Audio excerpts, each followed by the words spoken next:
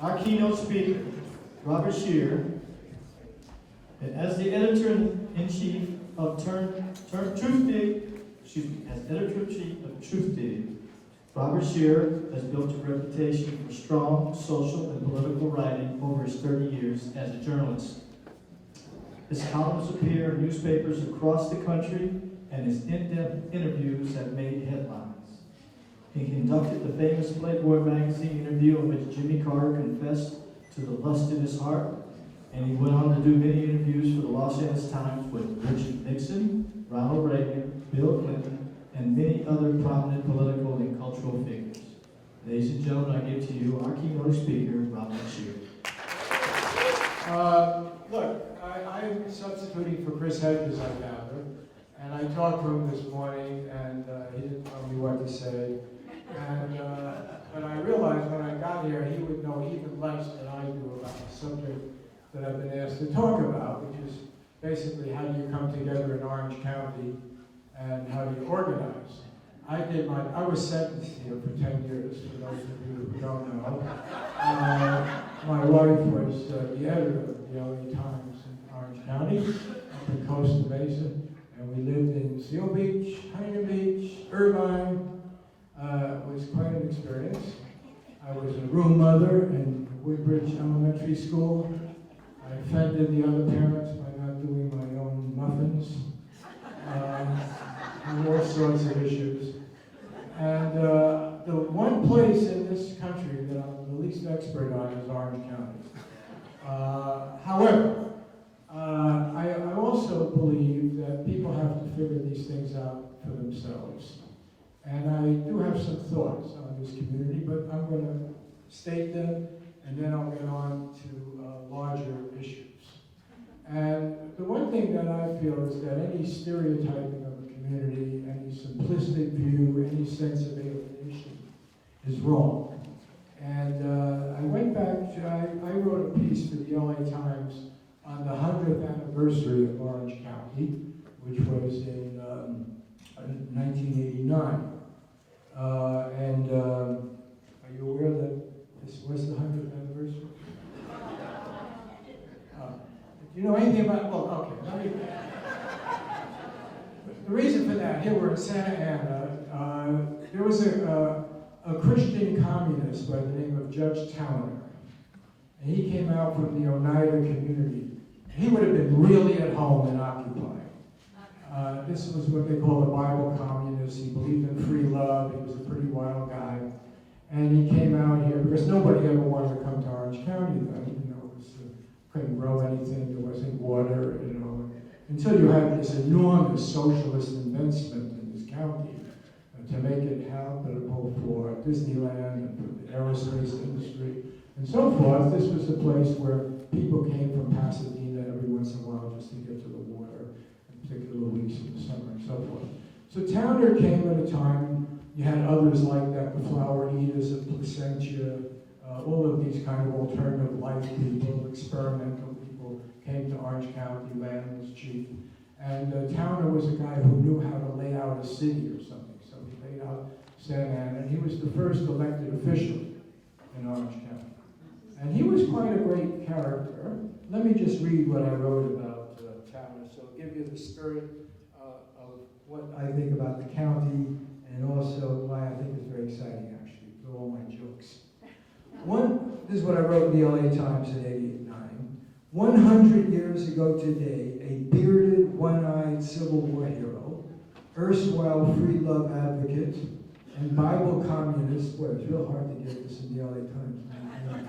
Bible communist by the name of James Wilson Towner presided over the creation of Orange County, now a national symbol of American conservatism. That was '89, I think it's less so today. Towner had been a utopian visionary and socialist opponent of private property back east, where he had lived until his move to California 7 years earlier. But in his new home, Santa Ana, he became a landowner, an innovative farmer, and the city attorney, and soon elected Orange County's first Superior Court judge. He would be proof tough on crime as well. His selection by the governor of California to organize the June 4th election in which the southeastern corner of Los Angeles County seceded was a beginning for a county that would be torn for the next century by a twin impulse to provincial conformity and constant change. That's Orange County. Provincial conformity and constant change. Okay? And in the process, the county would often be at war with itself as it attempted to define the frontier dream. Was that dream represented by a cosmopolitan import like Towner and his Townerite followers, or by the lynch mob that dragged a prisoner from his jail here in Santa Ana? In the 1920s, was the county best represented by the energetic merchants of Anaheim, who sought to build a metropolitan center of commerce, or by the virulent Ku Klux Klan that was dominant at one point in Anaheim? Do they teach that in the local schools, Bruce? Do you go into the Ku Klux Klan period? I don't know. In the 50s, was it themed Disneyland suggesting an America without conflict, or the John Birch Society trumpeting the call to political Armageddon? And now is Orange County most clearly the new international headquarters of multinational corporations, or the last bastion of American first provincialism?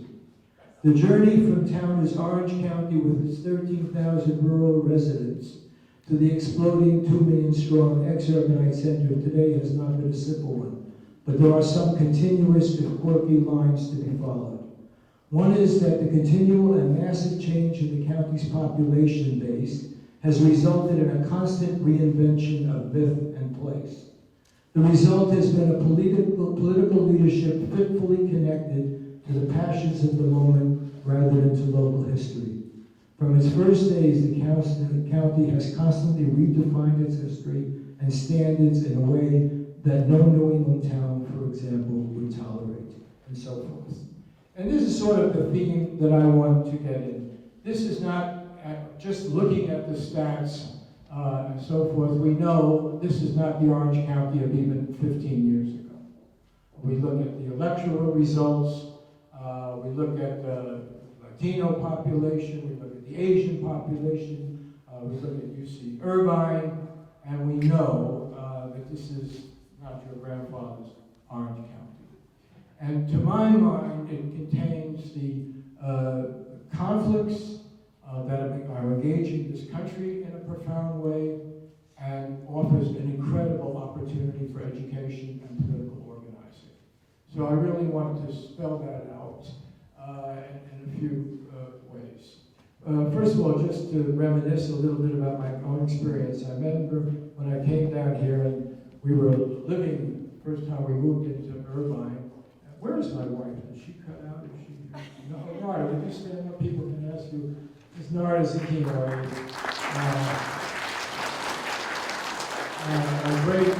A terrific journalist. You should have her speak. And she wrote a very important book on Pat Tillman, football player who volunteered to be in the armed forces and was killed in a friendly fire death that was framed by Rumsfeld and the U.S. government to have been, some heroic action against the Taliban. And she did it with Tillman's mother. Nara was the associate editor of the LA Times, and as I say, was the editor here. But I remember our first week in Irvine, I was driving my wife to work in Costa Mesa, and we went down Culver Boulevard, and my wife screamed at me. She said, "Stop the car, stop the car." And I said, "Why?" I rammed the brake. I said, "We're going to cause an accident." And she looked at me, she said, "They're using short-handle hose." And this was right in the field. You remember the slogan of Irvine was, "You could hear the asparagus grow"? You don't remember that one? Yeah, I must be the oldest person here. And I have the best stories. You don't even know where you are. I'm the old fogey. I know it all. All right, so anyway, my wife jumps out of the car, runs out to the field, comes back. This is like, and says, I gotta get the photogs up. We gotta get a helicopter. We gotta record this. And the next day, there's this banner headline in the LA Times Orange County edition that they were violating the law. It's against the law. They used short-handled hose, and they stopped it.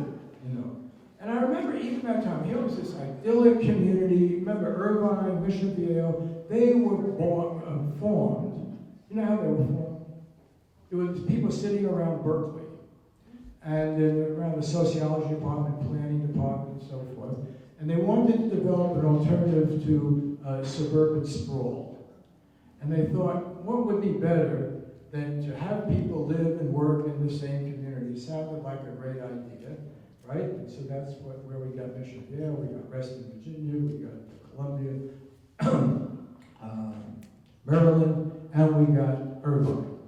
And it was this idealized place. Everyone would bicycle and walk around and so forth. And so here was Irvine, this pretty little town that the Irvine Company and all of its charity had given a university and done all these wonderful things, and everyone was happy. But there was a couple of problems, which you could tell right away. One of which was the kids all referred to it as the bubble, right? And they hated it, and they'd all run up to the seediest parts of LA to experience some real life.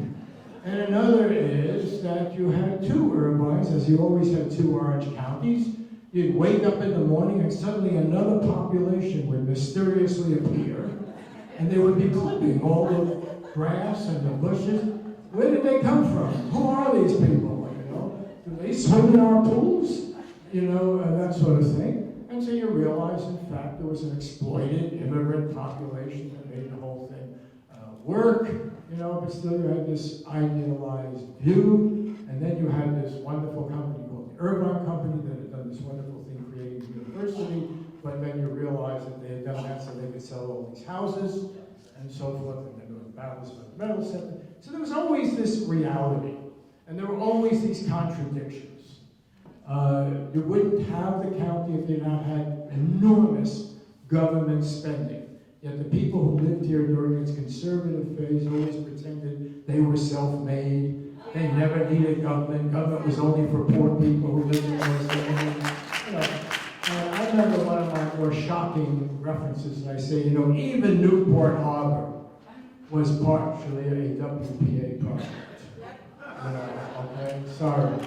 You know, and so obviously the water had to be stolen and brought here, right? And the freeways and so forth. So this is in fact, and when Orange County went bankrupt at one point, does everyone remember? They were very trendy. They predicted the whole housing meltdown and the phony collateralized debt obligations and credit default swap happened here first. They invested public funds, and at that time I had the joy of writing a column about Orange County as a failed socialist experiment. And actually had gotten all of this enormous money. And by the way, none of this is meant to deride this community or anything. I'm just trying to get a sense of complexity. And so, in fact, you had the aerospace industry because you had government spending. And you had, you know, the defense industry and all that applied and so forth. So it never was the Orange County of the fiction. Okay? It always required a tremendous infusion of capital. It always required a tremendous government presence. And it always contained enormous contradictions. Exploited workers, racial prejudice, Ku Klux Klan, you know, intimidation of people for their views, and people fighting back and resisting. And as I said in my 100th anniversary article, it involved the constant of provincialism versus change. And what you have now in Orange County is this very change that has dominated the country, and the change that contains contradictions that can either lead to oppression and exploitation and narrow-minded provincialism, or it can lead to a redefinition of society that is generous and open and so forth. Just as one tiny example, when I was talking to Ms. Figueroa, outside she told me, oh, Santa Ana is a hot town now because there's a gay community. Well, if someone had ever told me that, Santa Ana is a hot town because there's a gay community. But the fact is, in a very short period, we've seen one of the most incredible social revolutions in terms of the gay community nationally. And if someone had ever told me that 30, 40 years ago, that gay marriage and gay rights would now be a majoritarian position, I'm not saying the battle is over, you know, but sweeping the country, be absolutely stark. Okay? And so we know that change is possible. We know people fighting for their rights can win. We've had an example of that on the immigrant issue.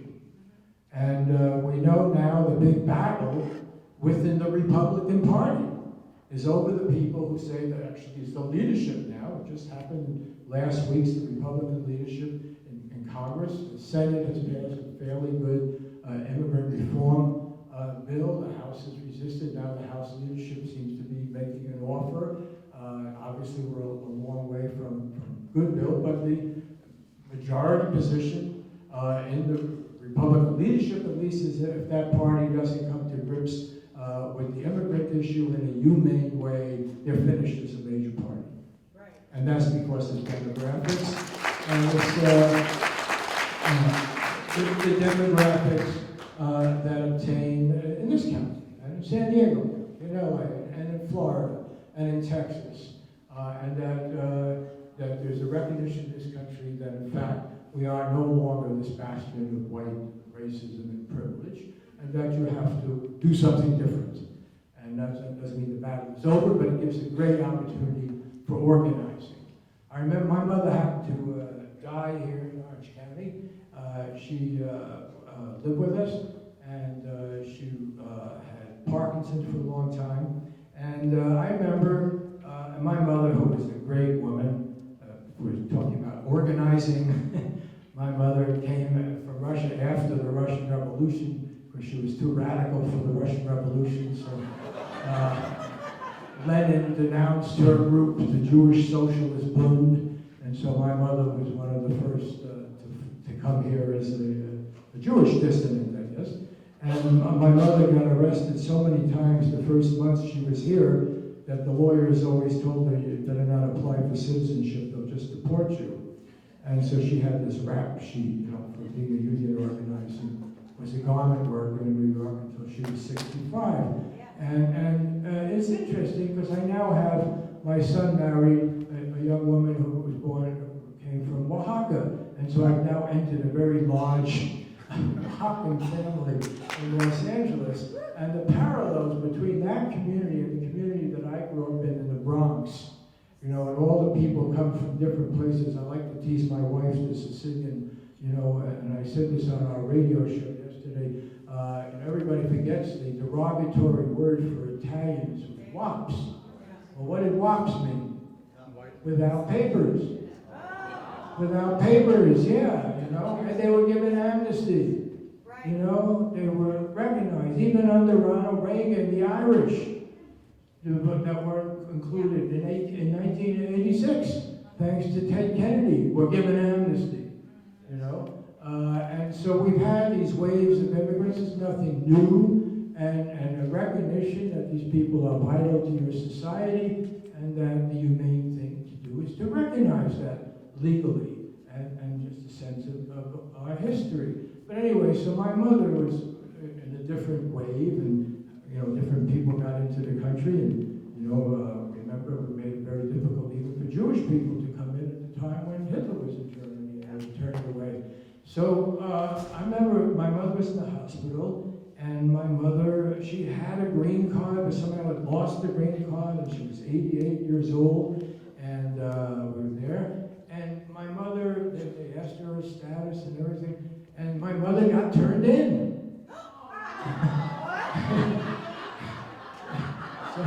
Sorry, and so, it happened to anybody. And so I had to deal with the Immigration Service, and they called us. There I was in my idyllic little place there, townhouse or what it was in Irvine, protected with a gate. And everything, properly carded, and I was cited a number of times for having too high geraniums, but I got with the program. And this guy calls, and he's from immigration, and I had gone on a lot of these raids. I've written about immigration a lot of time, knew the drill. And then he said, you're either current, we're trying to find out, yes, she's here. And he said, well, she has to, she hasn't filed this form or something, has to come down. And, trying to explain to her she's got Parkinson's. It's really hard to get, and I happen to work at the LA Times, so I know where immigration is, and I know you have a long line there at even 8 in the morning. And how am I going to get there? Can I bring her at 1 o'clock, you know, be easier? No, she has to be there. I said, you get there at 8, she's just got to be there for 4 hours, you know, why don't I bring her at 1? No, you know, something, that whole drill of trying to make sense to her, to him. And I said, you know, well, what are you gonna do if she doesn't show up? He says, well, there are different penalties, including deportation. So I said, so where are you gonna deport her? So that was crazy. I'm only telling you this because this is the kind of nightmare people get into all the time. I just have to experience it in my own family. Okay, so that's why I'm bringing it up. It's happening every day to people. You know, they're living, they're working, they're raising their kids. Their kids may have been born here, or the kids came over when they were 3, and now suddenly somebody tells them if this doesn't go right, you're up the creek and your mother, you'll never see her again, and everything else. So I said to him, well, where are you going to send her? You know, he said, to her country of origin. I said, no, it's Lithuania. She can't go back there because she left after the revolution, so they won't let her in. So then he said, well, we'll send her to Israel. So I said, well, she's actually quite sympathetic to the Palestinians. I don't think she's, my mother's, you know, very difficult person. I don't think she's going to fit in so easily. Anyway, but I said, are you going to tell your boss, Reagan was the boss, I said, are you going to tell him that you're deporting this first Jewish dissident? You know, so that didn't go over well. And then anyway, I had this great line. My wife tells this story at dinner parties. I said, look, I said, you know, come to think of it, we got 2 kids here. It's a 3-bedroom townhouse. And they're not getting any younger, they're getting bigger. And I said, come and get her.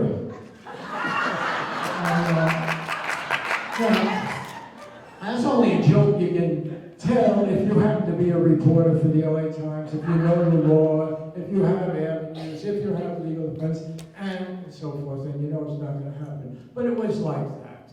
And so what's happened with the immigrant issue is we now recognize that this is an enormous human tragedy.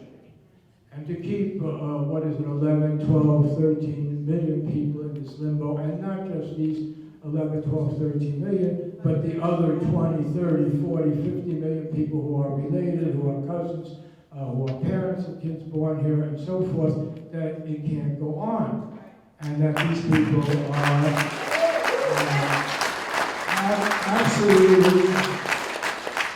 absolutely vital to our economy.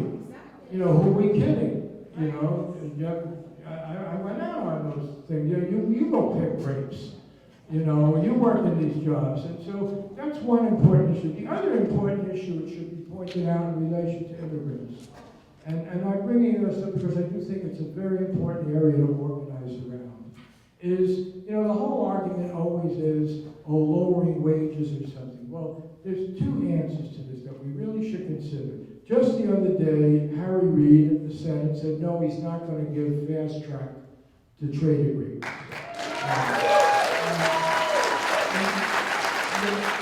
The reason that's important is because, yes, I am all for trade, I'm all for the movement of people and goods and everything. It's a modern world economy. But if you don't build in labor standards and environmental standards, you're hurting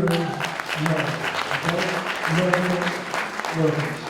And that's got to be built into it. It's all very well and good to say, you know, this joker who just said he's in the 1%, he was very upset. Do you know about that story? What's his name? Perkins, yeah. You know, he's very proud of all the jobs he created in Silicon Valley. Well, in fact, most of the jobs created in connection with Silicon Valley aren't in Silicon Valley. They're in, you know, China. They're in India, you know, and the question is, that's fine. As long as you're on the side in your big human rights concerns and in your trade agreements with those people having the right to form unions and having the right to have decent working conditions and not using slave labor and child labor, so that the goods that come into this country are goods produced by people who have the same human rights you want for your own people. And they have to they have to be negotiated in these treaties along with environmental protections because we share a world environment, you know, and if the environment is screwed up in one place, then it's being screwed elsewhere. So that's one part of this whole jobs thing. And yes, it's true. If we could create good jobs and help create good jobs around the world, people would be less inclined to migrate. They go because they want jobs. They need jobs. They have to feed their families. All right? And then there's another answer to that question, and we had it here in California. And I want to say a few things. I don't want to run out of time because I got a lot of things I want to say. But I do want to make a few bipartisan criticisms. The thing I'm going to talk about right now relates to that. I remember when I was covering the immigrant issue and the labor issue and so forth connected with immigrant workers in California when I was at the LA Times. And I went into a lot of these INS raids and everything else. And there was a very clear line. There was a program here in California. It was a pioneering program. And believe it or not, it even started under Pete Wilson, who wasn't always terrible. He was terrible 90% of the time. But he did a few innovative things, and he did it listening to a guy named Jose Millán, who was a guy who grew up in East LA, who was a lawyer, brilliant, and Victoria Bradshaw, who had been a department store executive, who became labor commissioner, and Jose became her deputy. And they developed something called the TIP program. And the TIP program, when it was implemented and working, said that we're not going to arrest people who are working. This is the opposite of the electronic verification, blah, blah, blah. We're not going to arrest people working and making these sweaters and doing this work in the fields and everything because of their immigrant status. Instead, we're going to go into the fields and we're going to go into these factories and we're going to have them be witnesses as to whether the laws about working conditions and OSHA and occupational safety are being observed. Are there two bathrooms? Are there safety exits? Are people being paid in a real way? Is the minimum wage being observed? Do they have a lunch break? Okay? And there was a whole list. And it was put together at that time. Robert Geich was Secretary of Labor. And he was all for it. And he backed this program. So you would come in even with the feds, you'd come in with Cal OSHA, you'd come in with labor department people, and so forth, go into some big factory downtown LA, or go into the fields in the valley, and so forth, and then you'd say, well, okay, what goes on here? And let's see if our laws are being observed. And if the laws are being observed, and you still can't pick these crops, and you still can't make these goods, right? But without using this workforce, well, then you damn well need this workforce. Yes. That would answer the question of whether they are taking jobs away from others. Okay? And you get away this advantage of being able to exploit people because they don't have their papers. All right? And it was a brilliant program. And then, unfortunately, and I don't even think Pete Wilson fully knew what he was doing. It was, you know, they were doing the program, and Victoria Bradshaw was the labor secretary. It was great, and it was working. And by the way, out of that program came the El Monte bust. I don't know if you remember the Thai slave workers in El Monte. They were actually in a situation of slavery. It's a Smithsonian, permanent Smithsonian exhibit. That came out of a TIP raid to enforce, again, human rights laws, labor laws, and so forth, in a factory in El Monte, a big sprawling place where these people couldn't even leave the building and were held in absolute servitude, and so forth. And then the Democrats came in, and for some reason or other, this was not on the charts, and the program was ended. Okay? So my view on immigrants, and this is an organizing strategy, don't let one group of people be pitted against another. It used to be for too long, organized labor was afraid of immigrant labor and was hostile to it because with low wages. And then we saw with the organizing efforts of the Service Employees Union, the Hotel Workers Union, and so forth, and they said, no, this is bogus.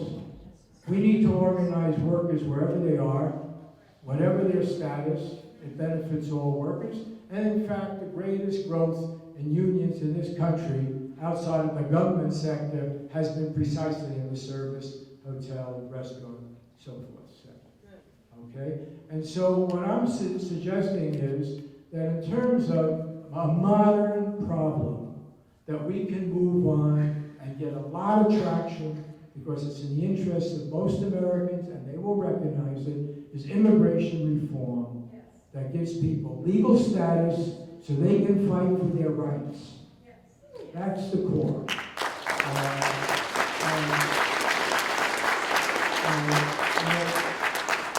Now we have hard times now. A lot of people heard it. And if you look at the stats, even here, I shouldn't say even here, yes, particularly here in California, you look at real wages have declined in the last 15, 20 years. You know, not the top 1%, but the bottom 20, 40, 60, the disappearing number. We know that story. And so you got people out there that have had, you know, dreams failed, lowered expectations, right? And we know from looking at modern human history, when people have failed expectations, either you organize them in a progressive way to see their larger interests, or they fall victim to people who play the jingoism card, the chauvinism card, the racism card, and you get fascism. That is what happened in the most sophisticated, industrialized, well-educated country in the world, Germany. Okay? That's what happened. That very high expectations of what life should be like, job should be like, pay should be like, order should be like. And after World War I, you had a collapse of this, and you had two appeals. One was an appeal to organize and get better conditions and improve your condition, and the other was to hate some other. Hate another group, blame them, you know, and it ends up in the killing of so many people.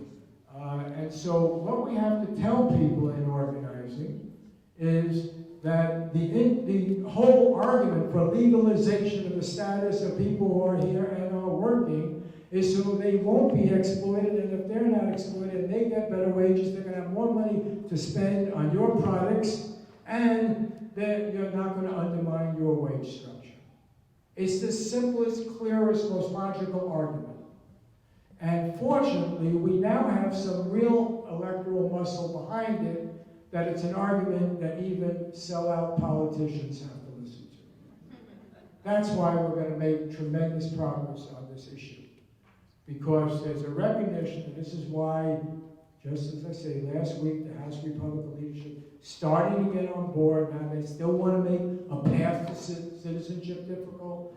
You know, they still want to defer the DREAM Act goals. They still want to put obstacles, but they're going to lose. And they're going to lose because the demographics of this country have changed, and that there's a recognition, particularly in these critically important states of Florida and Texas and California, that there's power, there's electoral power behind this position. And I think my wife happens to be writing a book right now in California. And, you know, I don't want to celebrate our leadership and Democratic leaders in the state, but it's night and day from the rest of the country. Night and day. And you know, a little bit later, I'm going to tear apart Dianne Feinstein, so I'm not going to go crazy on the Democratic Party. But let me just say, you know, I've known Jerry Brown a long time, and I'm not going to celebrate everything about Jerry Brown. I knew Jerry Brown many times when he was a college student, you know. But the second coming of Jerry Brown is quite fantastic.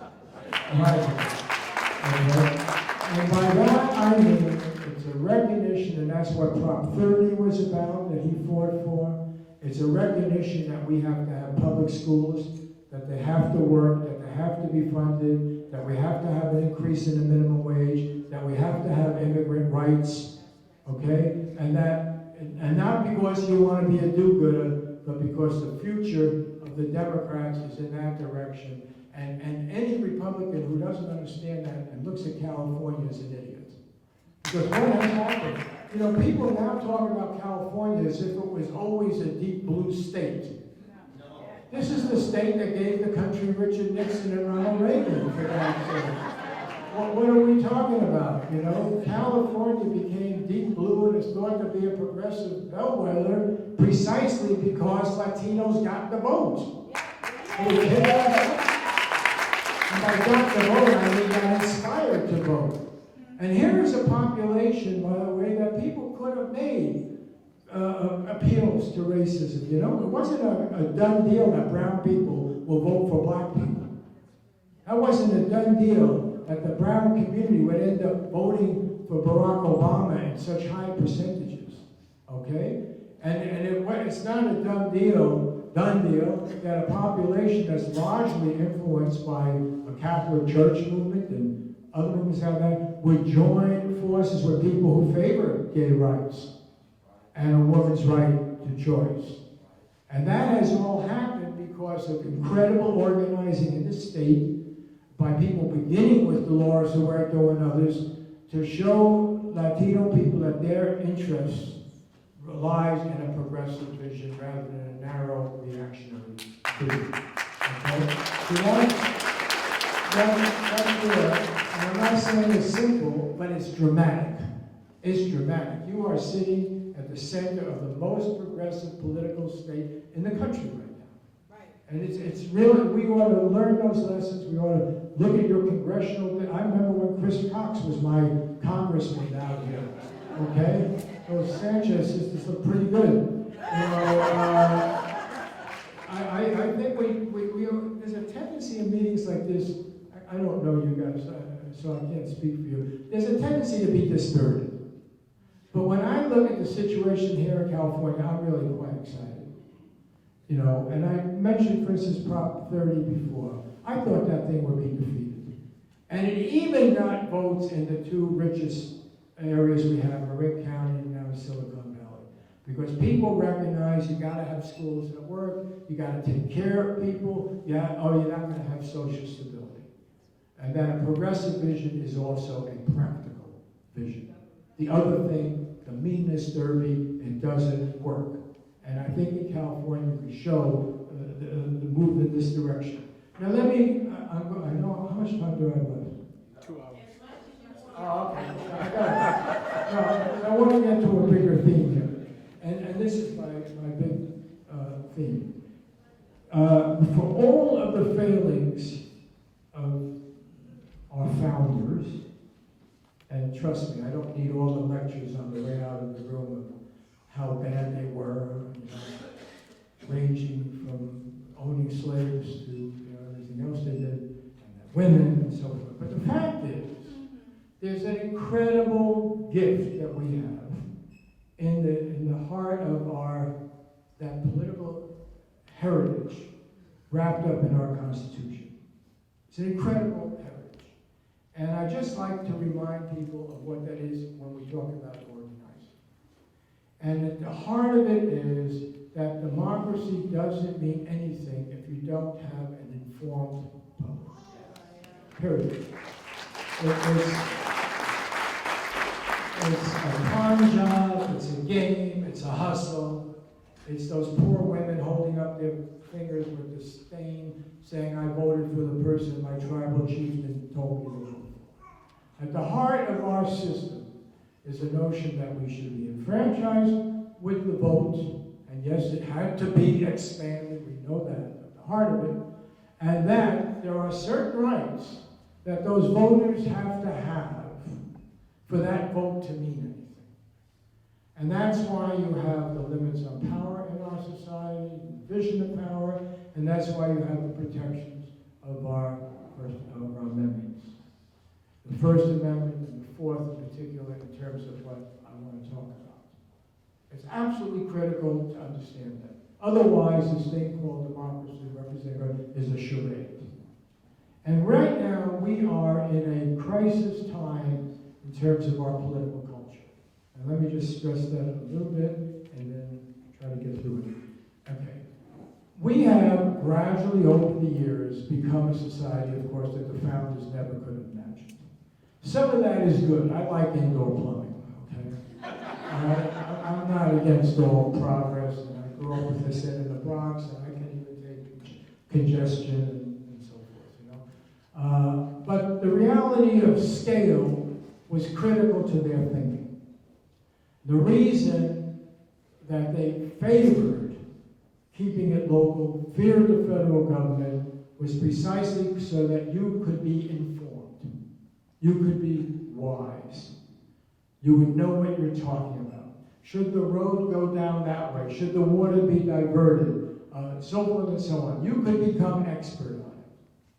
And they enshrined the tools of becoming expert, debating it and discussing it. So it's a meaningful exercise.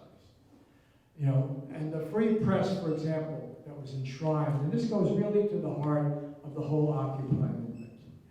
You know, I know it's in the air here, so let me bring that up. It goes to the whole idea of being able to act, but being able to act in an informed way. And when they enshrined the principle of the free press, okay, they didn't expect the press to be gentle and reasonable. No, the press that they enshrined was, first of all, often scurrilous, mean, vicious, right? The very politicians that supported Scheer have been on the receiving end, okay? And they enshrined that notion, fully knowing that they would have to take it as well as the other. It was also a notion of the press that empowered every person, because it was the town crier. It was the wall poster. Our Declaration of Independence was the wall poster. Send around, okay? There was no concentration of power to own it. There weren't 4 media companies controlling everything. No, it was a press that you could invent, okay? And who was the first great press hero of our society? No, see, they don't even teach him anymore. Poor John Peter Zenger. Zenger, no, it's not in the schools anymore. It's not on the SATs. Hey, Scheer, okay. John Peter Scheer came, 50, 60 years before, all right? And he was arrested by the Crown. And what was he charged with? Seditious libel. He's the Snowden of his day. John Peter Scheer, okay? German immigrant, sitting there in New York, he's got a printing press. Got some wildlife friends. They said this Crown has no right to do what it's doing, blah, blah, you know, we can print this stuff and everything. And he sits in jail for 8 months until a jury of his peers does cut him loose. And that's what informs a good chunk of our Constitution, okay? And we have to remember that. And it was a matter of scale. He could just do it in his little printing plant. And yes, Tom Paine and all the others, they were pamphleteers.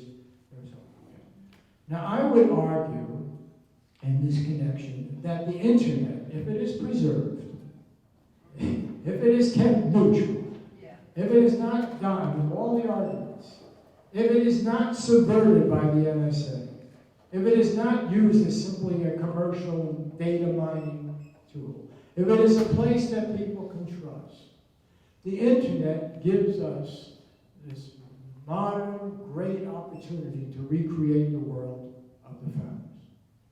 Okay? And this is why I worked on it with my partner, Ray Kaufman. We did Truthdig. And what I love to tell people when I was forced out of the LA Times, my wife wasn't there anymore, she couldn't protect me. I've been there for 29 years. And, you know, we founded Truthdig. And you don't have Chris Hedges to speak to you, but he's our star writer. And when Chris Hedges has something to say, and he says it better than anybody as far as I'm concerned in this country, and he says it, we get millions of people, or give millions of people the opportunity to read Chris Hedges every Monday morning. Okay? We're disappointed if 100,000 don't come right away to our site that morning. And they picked up all over the world because of this thing. And it's this thing that is under attack right now. It's under attack both because of the structural changes, and you want to give Time Warner and you want to give these others the power to, no, truth will have to have lower traffic and be creaky, but they'll get that faster and so forth, net neutrality. But more pressing is what's happened with Snowden, what's happened with this whole NSA thing. It's the prostitution of this means of communication to use it for spying on our own people or for strictly commercial purposes in the sake of Google or somebody just mining your data. And if you think of the internet as you would think of pipes delivering water, you don't want that water polluted in that way. You don't want that water only going to certain people who can pay a premium, and you don't want the other people who don't like this group or want to punish that group to have control over that water. That's what the internet has been up to now, is this pipe. And now we have all these attacks on it. Literally, our government going under in the ocean and hacking into the fiber optic cables and diverting the traffic and finding out everything that you gave in when you played Angry Birds or anything else, okay? And the original line that had come out that, all we have is metadata. I spent every Friday arguing this with the guys on our show, garbage. We now know that your phone, right, is the agency of your destruction. Your phone, unless you put it in the freezer, even if it's turned off, right, they have these Smurf codes now, and even if it's turned off, they can turn it on, they can use it to spy, they can use it to take pictures and everything else. And yes, there is a they. And this guy Clapper, who is the chief they guy, right, lied to the U.S. Congress, lied to the Senate, right? Point blank lied, right? He's not facing serious time. Edward Snowden, who revealed the lies, is facing serious time. So I bring this up only to make the connection between this whole question of the surveillance state, which is real, and what we're here to talk about organizing. Because the whole idea of protecting free speech, free assembly, is to give people the right to organize to redress their grievances. Okay? And it particularly applies to the Fourth Amendment. Okay? Because what does the Fourth Amendment say? The Fourth Amendment says that the NSA cannot exist as what it is now. Because the Fourth Amendment says very clearly you can't do general warrant searches. You can't look for the needle in the haystack. You have no right to do that. Why? Because, and this again started with concern about the Crown, it goes back in English common law, that if you don't have private space, your home, and now by extension of this technology it has to be further than the home. If you don't have private space where you can read what you want without being observed, talk with your friends, family, others, make mistakes, have thoughts, do that, you don't have the necessary condition of being a free person. If you are constantly observed,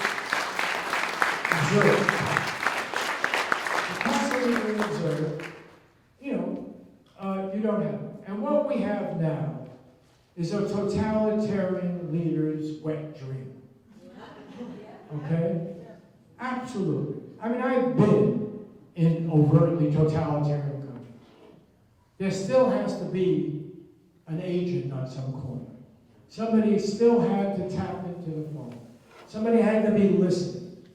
Somebody had to turn against you. They had to imprison you. They had to torture. Do something. Okay? But with modern technology, with the supercomputers, with people freely giving over this data, the idea, and yes, we all know the bright side of it, it's really great. As soon as I get out of here, I'm going to Yelp it, give my location, and find out the best place to get something to eat. Yes, we all love it. And what movie house is nearby, and where can I get diesel, and blah, blah, blah, all right? But the fact of the matter is, no people in human history has ever given up voluntarily the kind of information that people are now giving up, not just in the United States, but in China, in India, everywhere in the world, of every age, every group, giving up information about what they read, what music does, who they eat with, what they wrote, what memos they wrote, everything, okay? And you now have these supercomputers that can do something with it and connect it with the biometrics, So you take that picture, oh, my selfie, it's so wonderful. But there are unique lines in that eyeball, right? There are unique lines in the white space. The biometrics are compelling. You can compare 20 million faces in a matter of minutes now, okay? So we live in a time of great technological power, and I celebrate it on the internet, do all this stuff. At the same time, where we can learn so much about people that we can dry up the space around them, we can cloak it so that they have no private space. There is no such thing, unless it's protected. Okay? So the argument against doing this of invading is exactly the argument of the British Crown, right? And as I said, the founders who gave us these protections, and they were clear, right? You cannot do a warrantless search, right? You must have probable cause. You must have a judicial hearing.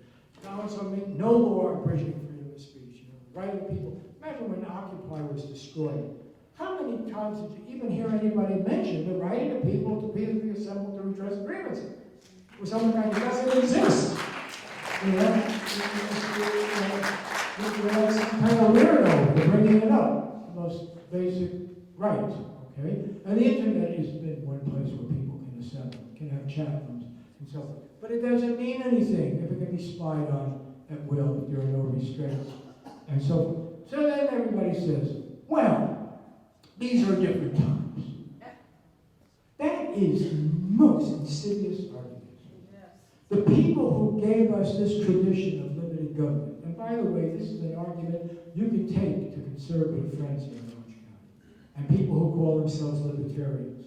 You can quote Rand Paul today. My wife said to me on the car coming down, "Don't you go before those people and celebrate Rand Paul again." She told me that in the car.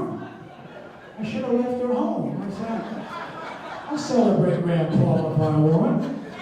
Compared to Dianne Feinstein, my God, he's the second coming on civil liberties. Are you kidding me? So, anyway, I'll get to that in a minute. But the serious question here is they say, no, these times are such, after 9/11, are such, that all of that stuff is a luxury, and we can't afford it. Freedom is a luxury. Now, freedom was never defined as a luxury. It was defined as a necessary oxygen to support the human life, democratic life. The founders weren't playing games. They knew if things went south, they were going to be hanging from some tree. This was not a game they were playing. George Washington, who wrote so compellingly in his farewell address about the impostures of pretended patriotism. Did you ever read that phrase anywhere? Say it again. The impostures of pretended patriotism. Damn it, none of you bought my book called The Pornography of Power.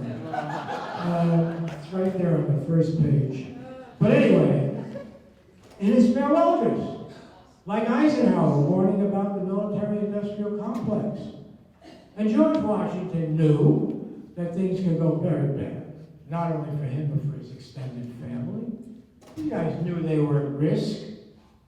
And yet they enshrine these protections, not because these protections, this freedom is an indulgence, but because it's a necessity. Not because it makes you weaker, but because it makes you stronger as a society. Yes. Right? You drive out the bad ideas. That's why we celebrate it. After 9/11, we forgot this basic principle. And we argued this absurdity. We who have lectured the whole world about the importance of freedom, suddenly said freedom is not so important if you're under attack. As if no other people have ever been under attack.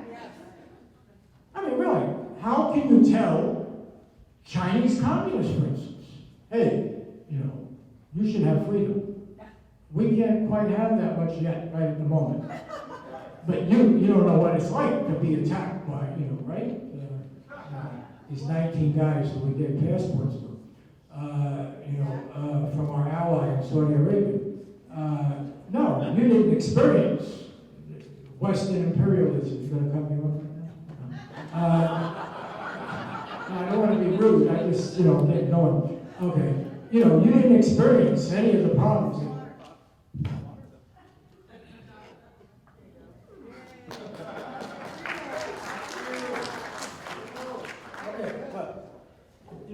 The fact is, every people in the world have experienced danger. And most of them have actually experienced worse than most of them. Yes. We've lived a very safe life, and I'm speaking as the oldest guy in the room, so I was around during World War II. Okay, and I've been in war zones, not as many as Chris Hedges, but I've been around. Okay, the fact of the matter is, we've lived very protected lives, certainly. Right. Most white people. Yes, maybe not in the South and the old days and so forth, but okay. The reality is, we didn't tell those people, you should go to freedom, if you're in Iraq, right, or Algeria, or China, anywhere, because it's a luxury. We told them, no, freedom will make you stronger.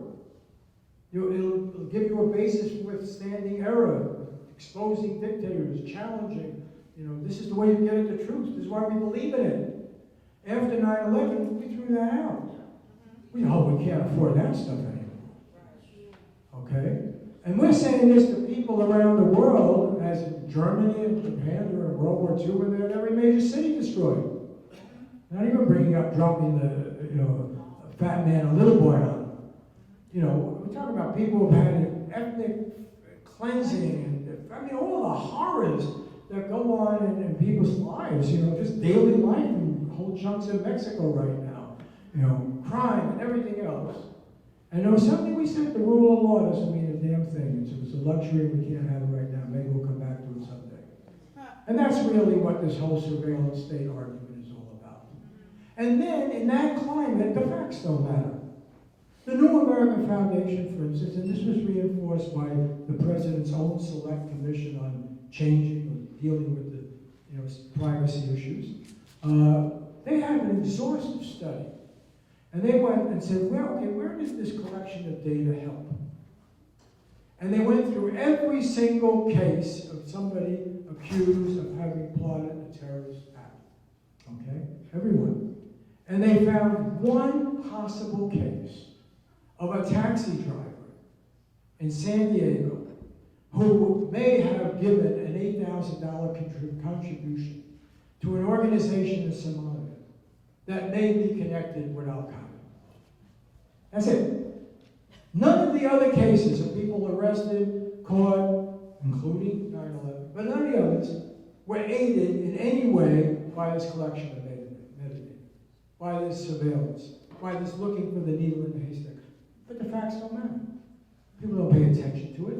We still have Clapper, we still have head of the NSA, we still have senators, so forth, saying, we stopped 54. No, you didn't.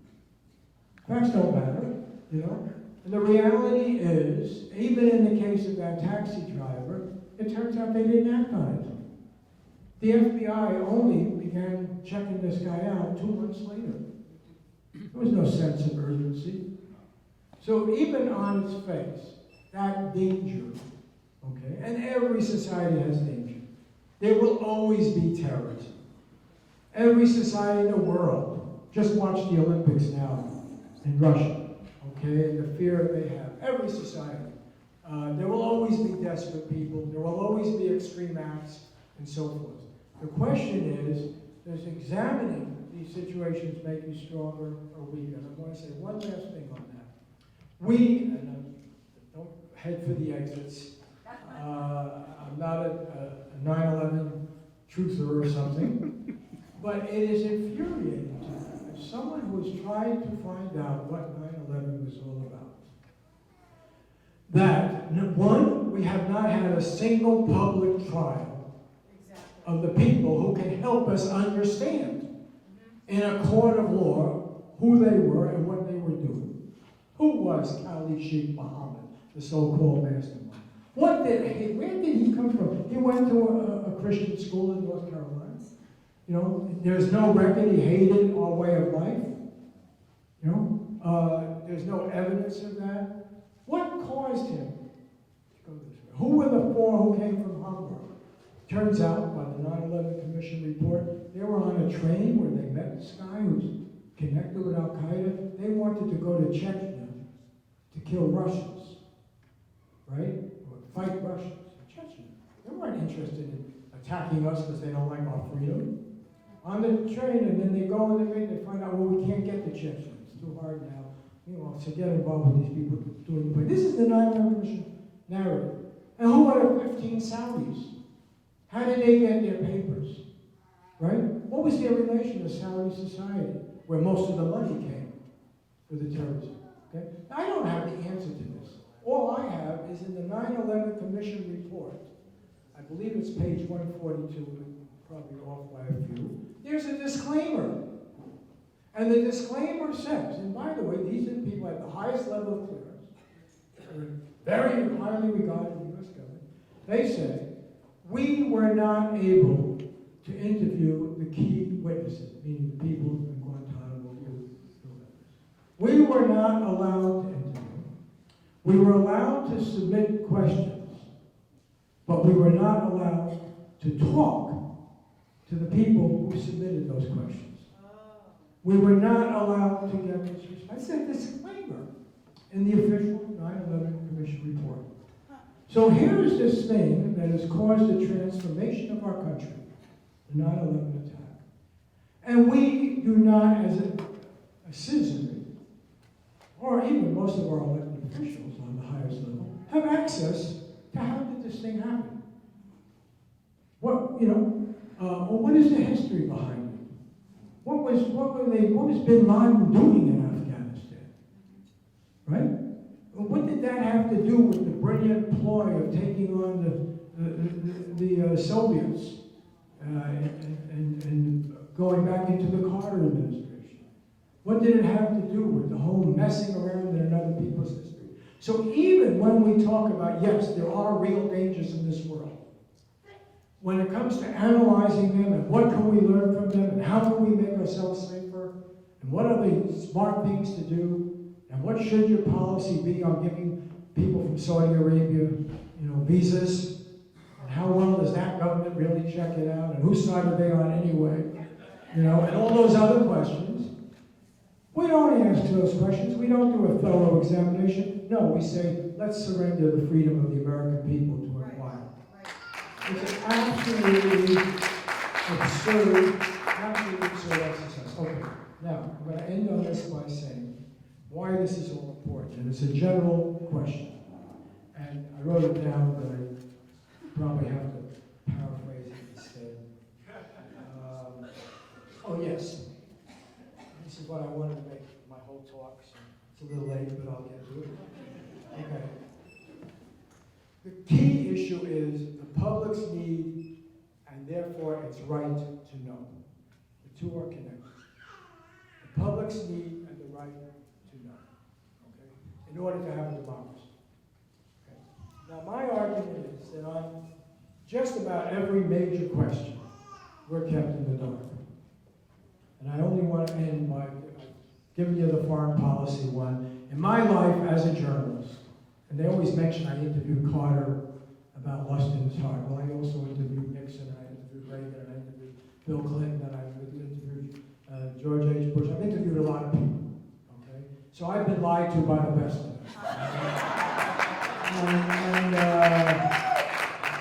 And the question I put to Carter was not about his sex life. It was about why should we trust you as a new Democrat to not do what Lyndon Johnson, that other Democrat who told us he was a progressive from the South, did, which is get us into a war like Vietnam.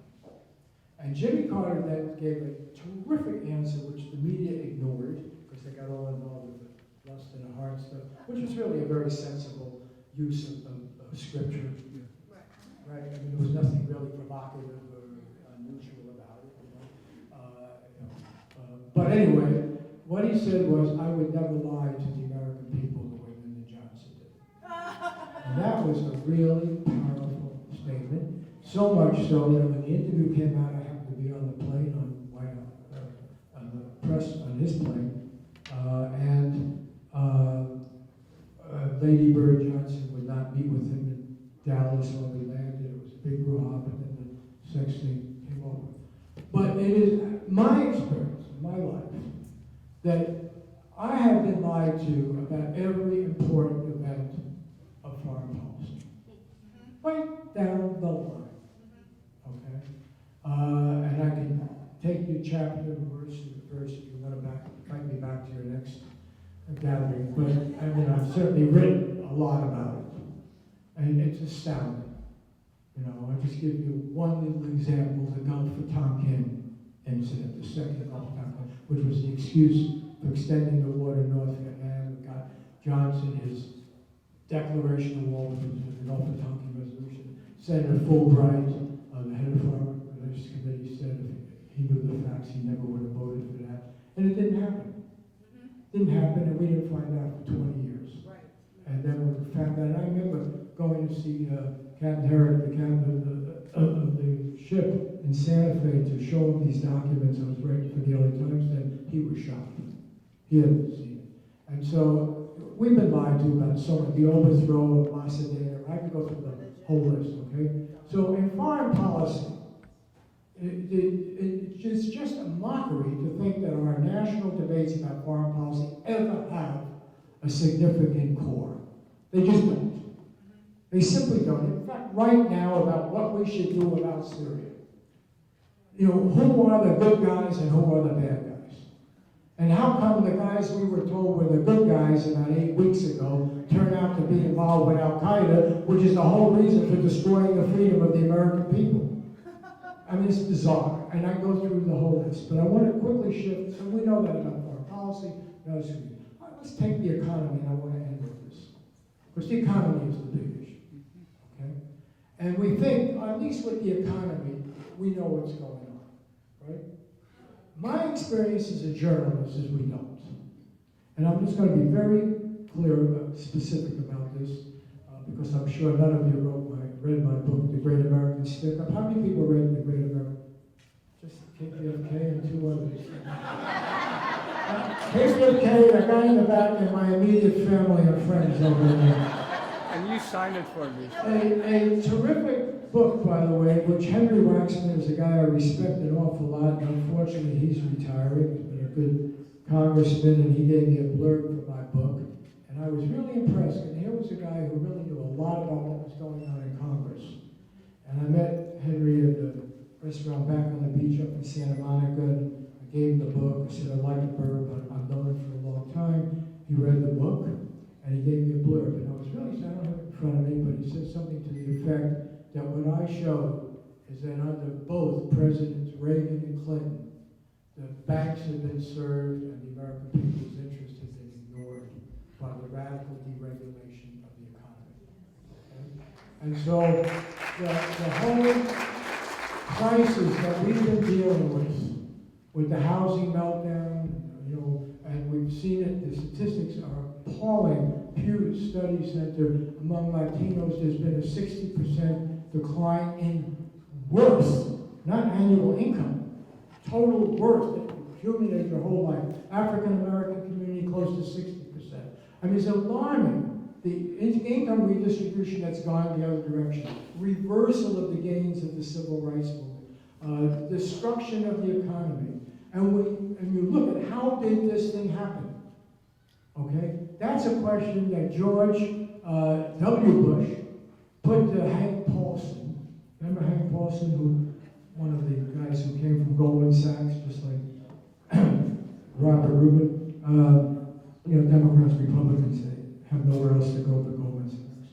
And so Hank Paulson was now the new Treasury Secretary, and George W. Bush is sitting there in the White House, and this is in Paulson's book, by the way. This is, you know, even fewer people read his book than read mine. But in Paulson's book, he says, you know, the president turned to him and asked, how did this happen? By this, meaning this tomorrow. this incredible collapse of maybe the whole world economic system, except we saved it by throwing all this money in the banks. Okay. He said, the President of the United States, and he said, Secretary Treasury, how did this happen? And Paulson said, and there he said, it was an embarrassing question for me to be asked because we did it. We were the ones responsible, meaning Wall Street. We were the ones responsible. Okay? Now, how that, and I just on our show Friday, the guy from the National Review, Lowry, says, oh yeah, Bob, you think there's these people sitting around conniving in these little secret meetings? No. They do it openly through lobbyists, and their experts and their advisors and the deans of the top business schools, and the people writing those op-ed things, spending all that money, and they've got the Financial Services Modernization Act passed. They always call it modernizing. Every time they're going to screw you big time, they're going to modernize. The Financial Services Modernization Act and the Commodity Futures Modernization Act passed during the last 2 years of the Clinton administration with a great bipartisan alliance with the Republicans, Phil Gramm, who then went to work for USB, bank, making all that money and so forth, and they run into all that trouble with offshore deposits and everything. So these acts that were passed, that reversed the Glass-Steagall separation between investment and commercial banking, that created the too big to fail, that act was passed to make Citigroup legal. It had merged, it was illegal, and they passed that law. That was the first. The Commodity Futures Modernization Act, which said all these credit defaults, swaps, collateralized debt up to this junk upon junk, this nonsense, would be free of any existing regulation or regulatory agency. Two massive pieces of legislation, okay? It wasn't done secretly, it's not national security, but it was done out of sight of the public. It was done by lobbyists, and the mainstream media, which is owned by the same people who are going to benefit from this, didn't cover it. Simply didn't cover it. And so it went, yes, unnoticed. And so then get back, and then let me end on this, the position of the founders. If you don't have the information to be an informed participant in your society, right? You don't have that information, the idea of voting is a mockery, okay? And I want to end paying tribute to Occupy, okay?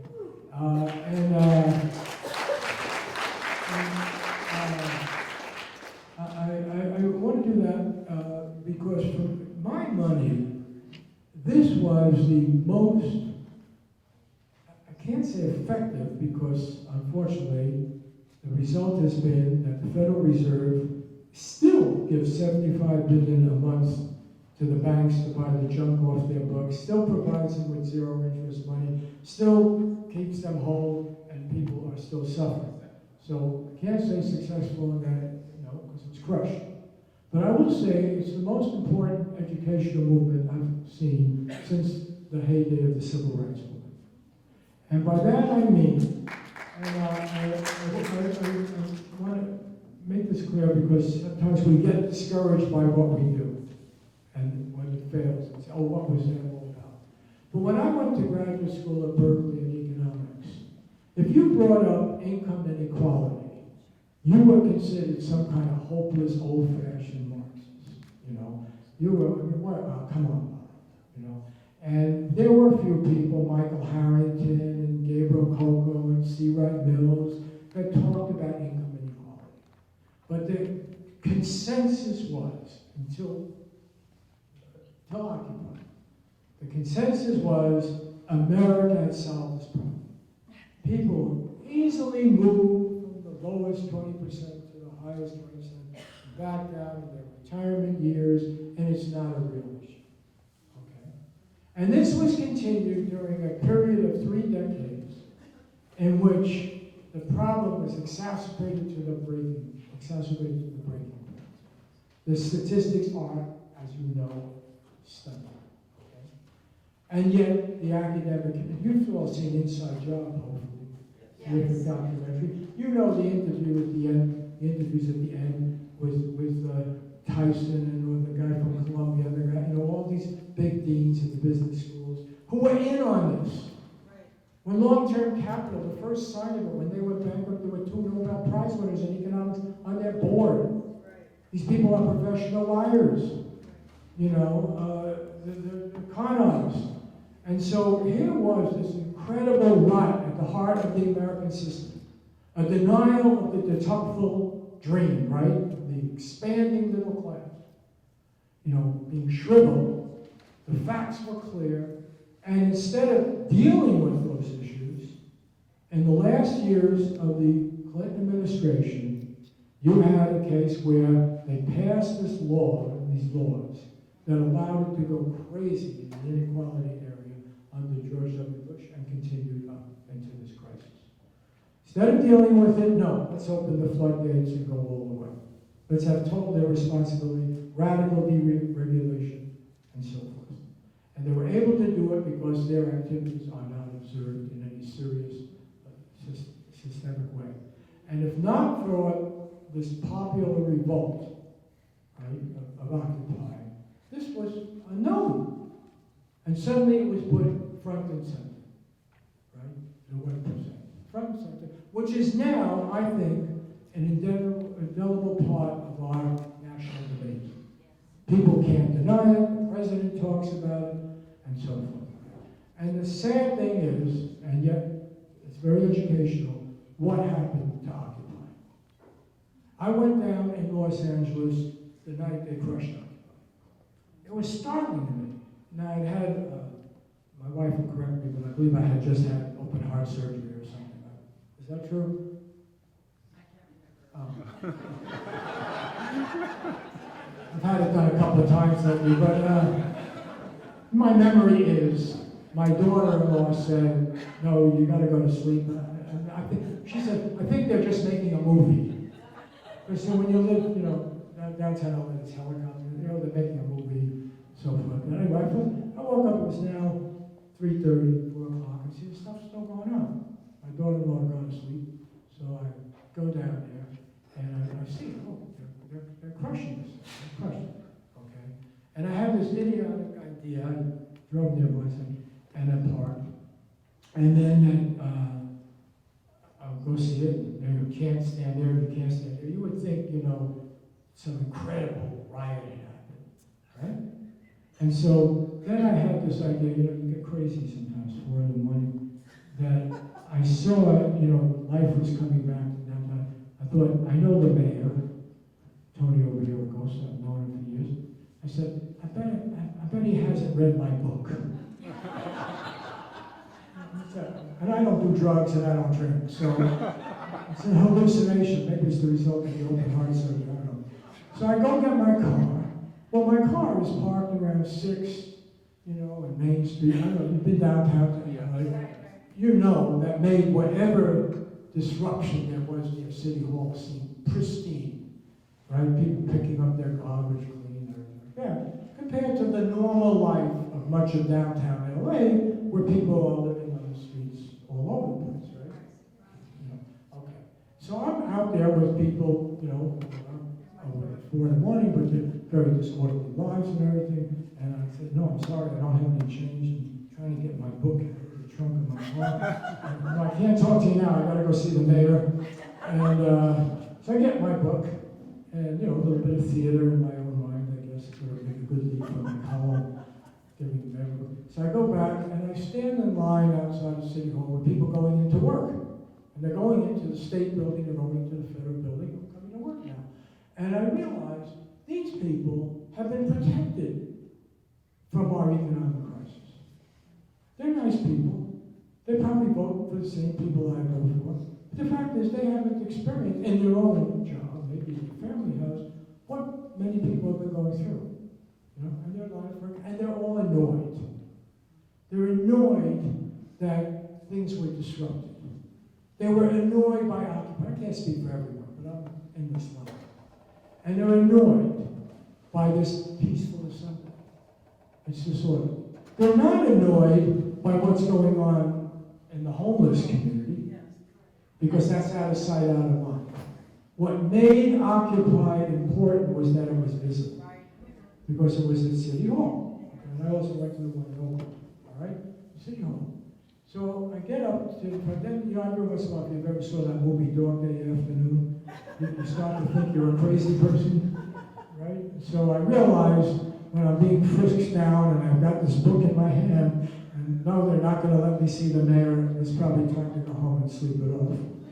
But the lesson of that whole thing to me, and I, you know, spent time doing it, is that suddenly the power of the state was ruthless, it was total, and in the long run, irrational. That the state, in all of its manifestations, and that the state I include Bank of America, Wells Fargo, and all the people in the financial district, they did not want their lives inconvenienced by this message. Now, on one level, they were afraid it would get out of hand. Maybe, you know, other people would join. But even on that level, they didn't want to hear it. And so, to my mind, the final organizing point I would make, particularly in a community that has still considerable affluence and so forth, is you've got to get to people with the message that was actually in that top 30 vote successful, is you don't have a choice about listening to it. Because if you don't listen to it and you ignore it, it's going to destroy you. That what you're really talking about is the stability of your society. It's the basic notion in all of that great writing about the civil contract and the rights of man. It was all an appeal to developing a way of redressing grievances, acknowledge who are these folks around you, what are their real needs, how can we deal with it in a way that doesn't destroy the society. So we are talking about carrying a message that is not intended to make life miserable for the ordinary American. It is to save their life. Right. That's really the important message, because what we have right now is a system of governance and of economic opportunity and survival that is not viable. It is simply not viable. We have a society based on expanding opportunity and fulfillment of that opportunity that is shriveled. And Occupy was the first movement that demanded we pay attention to it. And these mayors, with one exception, all liberal Democrats, and the one exception in New York, a liberal Republican, smashed it. Smashed it ruthlessly. And the message we have to take to people is, you destroy that dissent at your own peril. That, in fact, is the system is at this time unstable, profoundly unstable, in trouble. And so we are organizing not to undermine your way of life, but to help you have a reasonable way of life.